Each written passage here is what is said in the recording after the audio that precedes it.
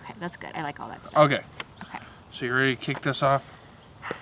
Do you want to talk or me? You. Oh, perfect. I'm going to read the definition. So is that just going to be, okay, that'll just, Sorry. just so I know going forward in all videos, I'll kick it off. Okay. Hi, I'm Adam Luke, and this is Judy and Hi. We are Orange County Relationship Restoration. We're here to talk to you today about boundaries Woo. and what that even means.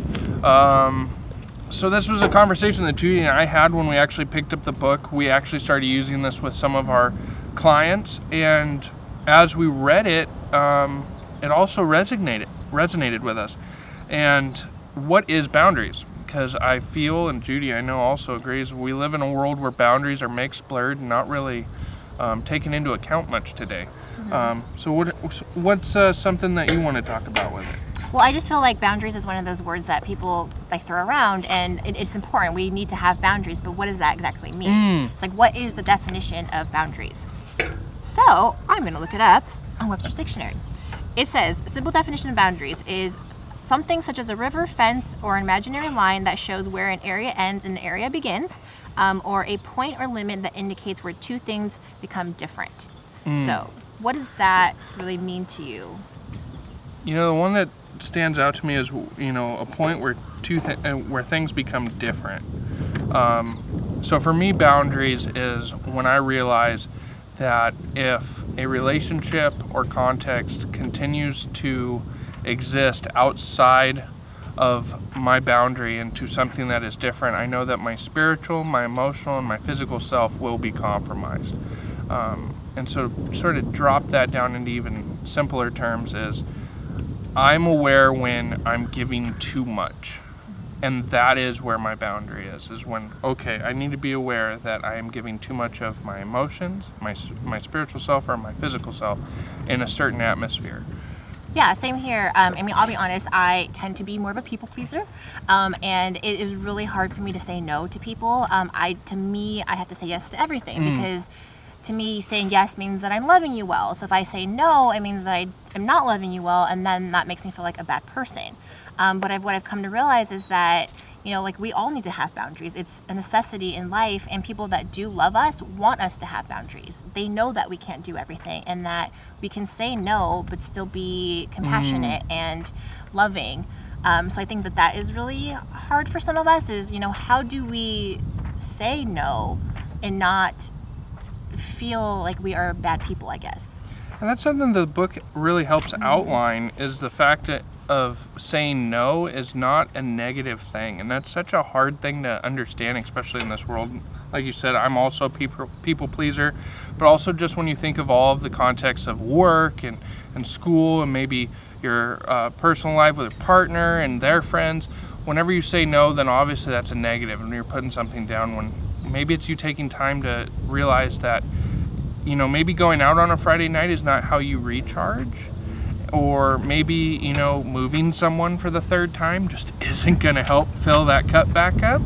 And that's not a negative.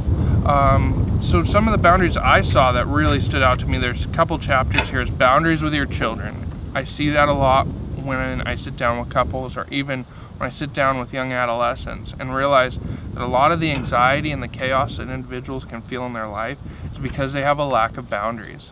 Anxiety, the way I see it, is anxiety is a great signal for when there's a system without structure. So you don't know how to function in it. How about you, Judy? Well, I think first of all, I think the book is applicable to everybody. You can have boundaries with coworkers, with your boss, with significant others, with friends, with family. So I just think that the book does such a nice job on teaching us exactly what it says, when to say yes and then how to say no. They also have a workbook that goes with it too. Yeah. So we use that sometimes with clients as well, so it's really helpful.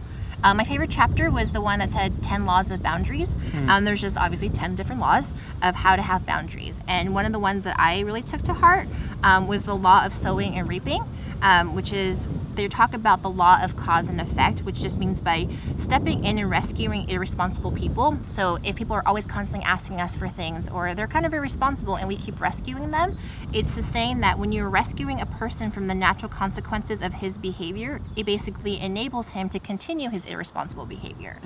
So it's kind of like us just reinforcing that behavior and just letting them know that even though it's bothersome to us and is pushing our boundaries, even though we keep acknowledging it or rescuing them, it just reinforces that same negative behavior that they're doing. And then we end up getting tired or resentful or angry, and then our boundaries get pushed.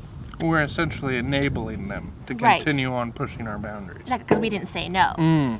Another law that I really liked was the law of power. And it basically just says that, we don't have control over people and we can't change them. I'm not in control of your behaviors, your emotions, what you think. So I can't, if I don't like what you're doing, I can't just sit here and go, oh, I hope that they one day, realize that I don't like it and they'll just change. So I think that's really helpful. And right here it says that what we can do is influence others. So I cannot change them, but I can change me and my responses. So once I change my response and I say no, or I set up my boundary, it forces them to start responding to me in a different way. So that's what I really liked about it. Well, that is some of the things that we've had for takeaways from this book. We hope that you find it applicable in what you're doing as well.